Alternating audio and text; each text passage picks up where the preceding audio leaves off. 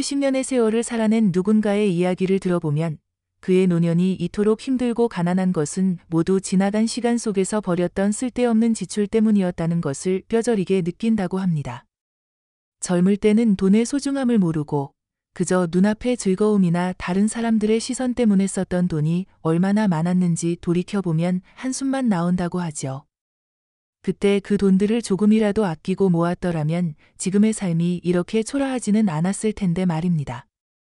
오늘은 한 노인의 후회 섞인 고백을 통해 그의 노년을 가난하게 만든 그 쓸데없는 지출들에 대해 솔직하게 이야기해 볼까 합니다. 아마 많은 분들이 이 이야기에 공감하시거나 적어도 나는 저러지 말아야지 하는 다짐을 하실 수 있을 거예요. 가장 먼저 떠오르는 지출은 바로 외모를 꾸미는 데 썼던 돈입니다.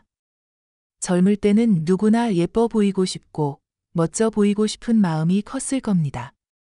유행하는 옷은 꼭 사 입어야 하고 비싼 화장품이나 명품 가방 하나쯤은 있어야 어디 가서 기죽지 않는다고 생각했을 수 있죠. 머리부터 발끝까지 꾸미는데 얼마나 많은 돈을 썼는지 모릅니다. 매달 옷을 사고 미용실에 가서 비싼 파마나 염색을 하고 피부과 시술도 받았을 겁니다. 젊은 시절에는 나를 위한 투자라고 생각했지만 지금 돌이켜보면 대부분이 남에게 보이기 위한 허영심이었다고 합니다. 그 옷들은 몇 번 입으면 유행이 지나 옷장 한 구석에 처박혔고 비싼 화장품도 결국 다 써버리는 소모품에 불과했죠. 명품 가방은 겉으로 보기에만 좋았을 뿐 삶의 질을 실질적으로 높여주지는 못했습니다. 그때 그 돈을 모아 투자했더라면 지금 훨씬 더 편안하게 노년을 보낼 수 있었을 겁니다. 늙어보니 중요한 건 겉모습이 아니라 건강과 마음의 평화라는 것을 뒤늦게 깨달았다고 합니다. 그때는 왜 그렇게 외모에 집착했는지 이해가 되지 않아 밤에 잠이 오지 않을 때도 있다고 하네요. 다음으로 인맥을 유지한다는 명목으로 썼던 술값과 밥값입니다. 사회생활을 하다 보면 사람이 재산이다라는 말을 귀에 못이 박히도록 들었을 겁니다. 그래서 퇴근 후에는 늘 술자리가 이어졌고 주말에도 골프나 등산 같은 모임에 빠짐없이 참여했습니다. 좋은 인맥을 쌓고 유지해야 한다며 스스로 먼저 나서서 술을 사고 밥을 사는 일이 많았을 겁니다. 한 잔 두 잔 마시다 보면 돈은 물 쓰듯 나갔고 다음 날이면 숙취와 함께 빈 지갑만 남았다고 하죠. 물론 그 덕분에 잠시 도움을 받았던 적도 있지만 대부분의 인맥은 필요할 때만 찾고 자신이 어려워지니 등을 돌리는 관계들이었다고 합니다. 정작 옆에 남은 사람들은 돈을 쓰지 않아도 진심으로 걱정해주고 아껴주는 몇 안 되는 친구들 뿐이었다고 해요. 술자리에서 허투루 썼던 그 수많은 돈들이 이제 와서는 한 푼이 아쉽다고 합니다. 그 돈으로 차라리 건강을 위한 운동을 하거나 자신을 위한 배움에 투자했더라면 얼마나 좋았을까요? 가짜 인맥을 유지하려다 진짜 자신의 삶을 갉아먹은 셈입니다. 그리고 유행에 뒤처질까 봐 따라 했던 소비도 큰 문제였다고 합니다. 젊을 때는 신제품이 나오면 꼭 써봐야 한다고 생각했습니다. 스마트폰이 새로 나오면 제일 먼저 바꾸고 최신형 가전제품이 나오면 무리해서라도 구입했죠. 남들이 다 가는 해외여행도 꼭 가야 한다고 생각해서 빚을 내서라도 다녔을 겁니다.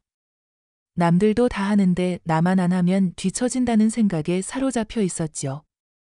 하지만 그 최신형 기기들은 몇 달 지나지 않아 더 새로운 제품에 밀려났고 유행에 따라 구입했던 물건들은 금세 쓸모 없어졌습니다. 해외여행은 잠깐의 즐거움이었을 뿐 삶의 지속적인 행복을 가져다 주지는 못했습니다. 오히려 여행 후 남는 건 카드 할부금과 공허함뿐이었다고 합니다. 그때 그 돈으로 꾸준히 저축을 하거나 투자를 배웠더라면 지금쯤 상당한 자산을 모을 수 있었을 겁니다. 남들의 시선을 의식하고 유행을 쫓느라 자신을 돌아볼 시간이 없었고 자신에게 정말 필요한 것이 무엇인지 생각할 여유조차 없었다고 하네요. 이제 와서 보니 유행은 결국 돈을 잡아먹는 허상에 불과했다고 합니다. 또한 아이들에게 썼던 과도한 사교육비도 후회막심한 지출 중 하나였다고 합니다. 자신의 자식만큼은 최고로 키우고 싶다는 욕심에 아이들이 원하지도 않는 학원이나 과외에 억지로 보냈을 겁니다. 남들 다 시키는 영어 유치원, 수학학원, 논술학원, 예체능 학원까지.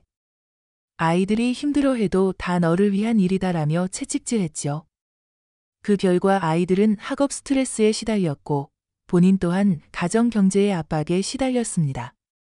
아이들의 성적은 잠시 올랐을지 몰라도 그 돈이 아이들의 행복이나 진정한 성장에 큰 도움이 되었는지는 의문이라고 합니다.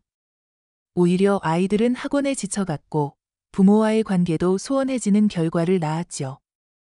지금 와서 보면 아이들에게는 비싼 사교육보다 부모의 사랑과 관심, 그리고 스스로 생각하고 놀 수 있는 시간이 훨씬 더 중요했습니다. 그때 그 돈으로 아이들과 더 많은 시간을 보내고 함께 추억을 쌓았더라면 얼마나 좋았을까요? 아이들은 그에게 고마워하기는커녕 그때의 강압적인 교육을 기억하며 불평을 늘어놓을 때도 있다고 합니다. 자식에게 헌신하는 것이 부모의 도리라고 생각했지만 결국 자신의 노년의 가난만 가속화시킨 꼴이 되었습니다. 그리고 불필요한 취미 활동과 과시성 소비도 그를 가난하게 만들었다고 합니다. 젊을 때는 골프, 해외여행, 고급 와인 등 남들이 부러워할 만한 취미를 가지려 애썼을 겁니다. 이런 취미들은 초기 비용뿐만 아니라 유지 비용도 만만치 않았습니다. 친구들과 어울려 비싼 레스토랑에서 식사를 하고 명품 옷을 입고 자랑할 만한 물건들을 사 모았죠. 이것 또한 자신의 격을 높이는 일이라고 생각했지만 결국은 남들에게 보여주기 위한 허세였습니다. 이런 과시성 소비는 끝이 없었습니다. 더 좋은 것, 더 비싼 것을 소유해야만 만족하는 병에 걸린 것 같았다고 하죠. 하지만 그 즐거움은 잠시였고 시간이 지나면 더 큰 공허함만 남았습니다. 그 취미들이 진정으로 삶의 즐거움을 주었는지 아니면 그저 남들의 시선을 의식한 과시였는지 이제는 명확히 구분된다고 합니다. 그때 그 돈으로 차라리 소박하지만 꾸준히 즐길 수 있는 취미를 찾거나 미래를 위한 재테크에 관심을 가졌더라면 얼마나 좋았을까요? 자신의 품위를 높인다고 생각했던 그 지출들이 지금은 그를 초라하게 만들었습니다. 마지막으로 충동적인 소비와 미래를 생각하지 않는 무모함도 빼놓을 수 없다고 합니다. 젊을 때는 에라 모르겠다 식으로 돈을 쓰는 경우가 많았을 겁니다. 갑자기 사고 싶은 물건이 생기면 당장 질렀고 돈이 없으면 신용카드를 긁었죠. 내일은 내일의 태양이 뜬다라는 안일한 생각으로 미래를 위한 저축이나 투자는 뒷전이었습니다. 노년의 삶이 이렇게 길어질 줄은 상상도 못했고 젊을 때 돈을 벌어놓지 않으면 늙어서 얼마나 힘들어지는지 전혀 알지 못했습니다. 그때는 그저 하루하루를 즐기는 것이 최고라고 생각했습니다. 월급이 들어오면 금방 사라졌고 늘 통장은 텅 비어 있었다고 하네요. 노후 준비는 남의 일이라고 생각했고 언젠가는 부자가 되겠지 하는 막연한 기대를 가지고 있었습니다. 하지만 현실은 냉혹했습니다. 젊을 때 뿌린 씨앗이 늙어서 열매가 된다는 말을 왜 그때는 몰랐을까요? 지금의 그 노인은 그때의 무모함 때문에 고통받고 있습니다. 미래를 내다보지 않고 눈앞의 즐거움만 쫓았던 지난날이 너무나 후회된다고 합니다. 결국 노년의 가난은 이 모든 쓸데없는 지출들이 쌓여 만들어진 결과입니다. 겉모습에 치중하고 가짜 인맥에 매달리고 유행에 휩쓸리고 자식에게 과도하게 투자하고 과시성 소비를 일삼으며 미래를 생각하지 않고 충동적으로 돈을 썼던 그 모든 행동들이 그를 지금의 이 자리로 이끌었습니다.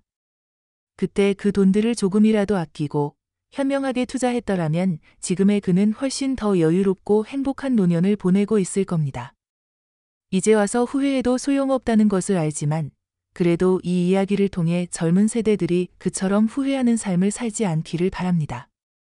돈은 젊을 때부터 계획적으로 관리하고 미래를 위한 투자를 게을리하지 마세요.